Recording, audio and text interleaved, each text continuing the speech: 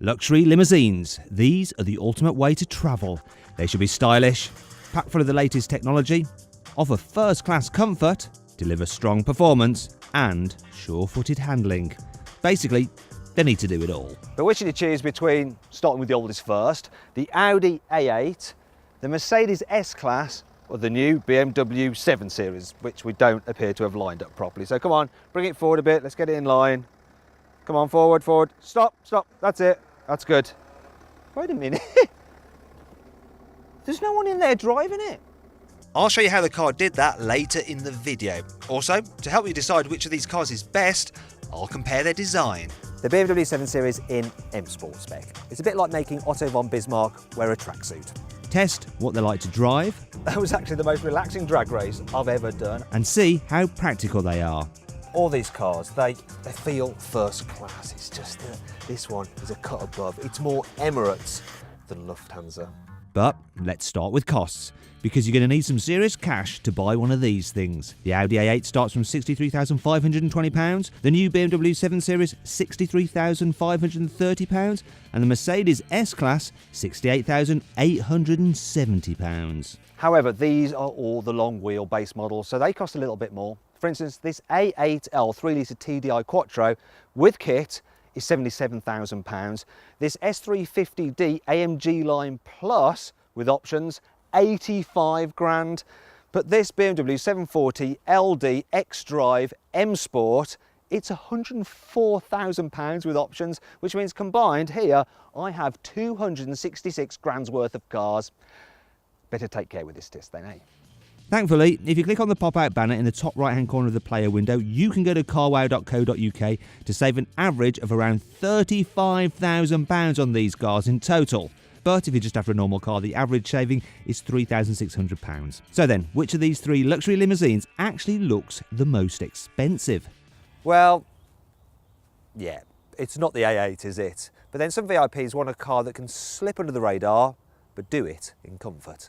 It's a neat and tidy design, but from a distance it's actually hard to tell it apart from the much cheaper A6. The 7 Series does have more presence, but it just looks like a 3 Series with a peanut allergy that's accidentally eaten a Snickers bar. It's also very sensitive to colour and trim. The BMW 7 Series in M Sport spec. It's a bit like making Otto von Bismarck wear a tracksuit. It's just wrong. The car looks much better with chrome rather than these black accents. The S-Class, however, is without doubt the most elegant. It's a simple, effortless design. And while there is a distinctive family look, a C-Class looks like a mini S-Class rather than the other way round. And that's important. There's also something a bit special about driving a car and looking down its bonnet to see this emblem. Makes you feel a little bit more important than other motorists. The S-Class's interior is just as elegant. The sweeping dash is simple and delightful. There's very few buttons, and it just seems so special. Thing is, it's not all perfect. See this leather on the top of the dash? That's actually fake. Acceptable in an E-Class, but not in an S-Class. And while the infotainment system does have these beautiful big bright screens, I do find it, well, not quite as easy to operate as it should be. Still, it's better than the Audis, which while good back when the car was first launched in 2010, it's now feeling its age with the smallest screen here, the lowest resolution, and oldie-worldy dials for the driver. An optional night vision system is more modern, if a little pointless. Also, well, I can't fault the quality, which actually feels a little bit more robust than the Mercedes. The design is just, well, it's a bit meh. I mean, this wood doesn't really help, but the worst bit is this collection of buttons and touchpad, which, well, they haven't aged very well. The 7 Series interior is in a different league. While the design isn't quite as majestic as the Mercedes, the materials do feel just a little bit more expensive. It's a thoroughly nice car to sit in, and it leads the field when it comes to technology. BMW's iDrive system is just so easy to use, and as well as the usual dial touchpad, you can also use the screen as a touchscreen, and there's even gesture control, so I can wave my finger around and do things like increase or decrease the volume, though that's a bit of a gimmick, it doesn't work too well. But I can't fault the resolution of this screen. It's just so high def, and it's absolutely glorious, as is the one for the driver. And you can get some nice options as well, such as 360-degree virtual surround view cameras. That's not all though. You can get the car with a bespoke tablet for rear passengers, so they can control various features and surf the net.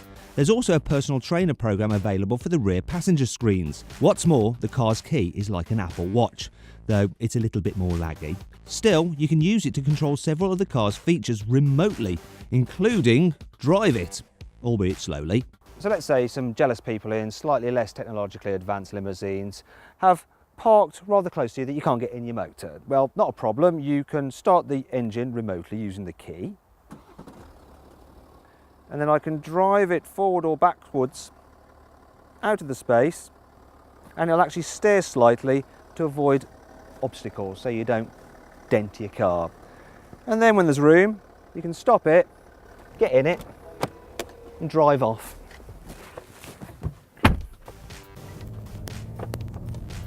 And that brings us on to performance.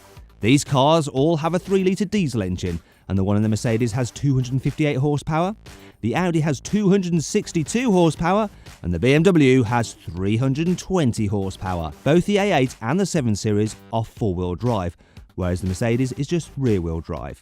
So then, let's have a drag race. But before we do, I know what you're thinking, we should have the less powerful 730D rather than the 740D for this test. But hey, one wasn't available, so get over it. Okay, so I'm in the Audi. Now, it might be the oldest car here, but I'm still fairly confident in its ability to launch all right. So let's see what happens. 3, 2, 1. Oh, that's a good start. 2 4-wheel drive cars get the launch the best. And yeah, I think this race is pretty much decided now. Okay, just sit back and relax. Well, that was pretty conclusive, wasn't it? The BMW was first, then the Audi, and last was the Mercedes. Tell you what, that was actually the most relaxing drag race I've ever done. I don't think my heart rate went over 50 beats per minute. So, these cars have pace and grace. But what about the space? Well, the normal length models of these limousines are practical enough, but these stretch versions are what you'll want if you need to carry rear passengers often. So the Audi, it's super roomy, and I can really stretch out and relax in these upgraded seats. It's just that they do feel a little bit on the firm side, and so aren't quite as comfy as those in the BMW or the Mercedes. But really, that's just first world problems. The Audi is also the worst for carrying 3 in the back at once. The centre seat is just uncomfy and too high, and there's not much shoulder room. Also, it's the hardest to fit a child seat in due to the hidden Isofix anchors. But the A8 has excellent cubby spaces, and it trumps the other 2 cars in terms of outright boot space. So, how does a 7 Series fare for practicality? The upgraded seats you can get in the back of this BMW are lovely, though I'm not a fan of this pattern leather really. But I do have all the mod cons, so I can control the seat movement with the tablet, and yeah, I can really stretch out in this car. And I think on the whole, this is just a little bit more comfortable to do distance in than the Audi. There is one problem with the BMW seats though. You have to undo a zip to access the Isofix anchor point when fitting a child seat. That's a bit of a faff. Also, while the car is generally spacious, it's only marginally better 3 up in the back than the Audi. Plus, while cubby spaces are good, the glove box is small. Still, the boot is an impressive size, though not quite as big as the Audi's, though the square shape means it's the only car here you can fit a bike in if you remove the wheels. The Mercedes boot is also impressive, though it has a smaller opening than the other cars here, so is slightly harder when loading larger items. Also, this particular car has an optional fridge fitted, which eats into space. You can remove it if needs be, but it's there for a reason. You don't have to worry about your bottle of champagne getting warm, or Evian. Still, at least the back of this car is the real deal. I mean, it's just so super comfy in these upgraded seats, and these big pillows, they're just sumptuous. And you know what, all these cars, they feel first class. It's just that this one is a cut above. It's more Emirates than Lufthansa.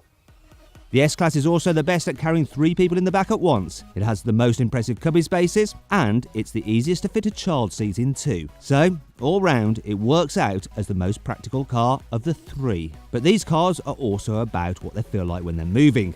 So, let's kick off with the newest car here, the BMW. After all, it's supposed to be the ultimate driving machine. This 7 Series feels noticeably different to drive than all other BMW cars. It's definitely softer and less agile than the 7 Series before it. And you can understand why they're doing that. You know, they want it to be a luxury limousine and compete with the S-Class. You can sharpen things up by pressing some buttons down here to go to sports mode, but don't bother doing that, waste of time, because it's still a little bit of a barge in the corners. Although you can get it with this system which will read the road ahead using the sat-nav, and it will brace the suspension as you go round a corner to keep the car nice and flat. In terms of engines, yeah, they're all really good. The pick really for me though is a 730D. It's got enough power and performance and economy, and it's a good price. This is the 740D, which is, well, as you saw in the drag race, rapid, yet still fairly economical. This car is supposed to be capable of 54.3 miles per gallon, and I averaged 40.8, which isn't too bad. But what's far more important is what the car feels like for rear passengers.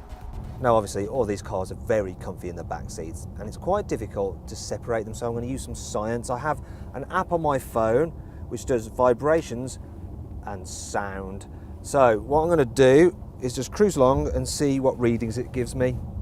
So at 50 miles an hour here in the BMW, I'm getting 66 decibels, which is pretty quiet.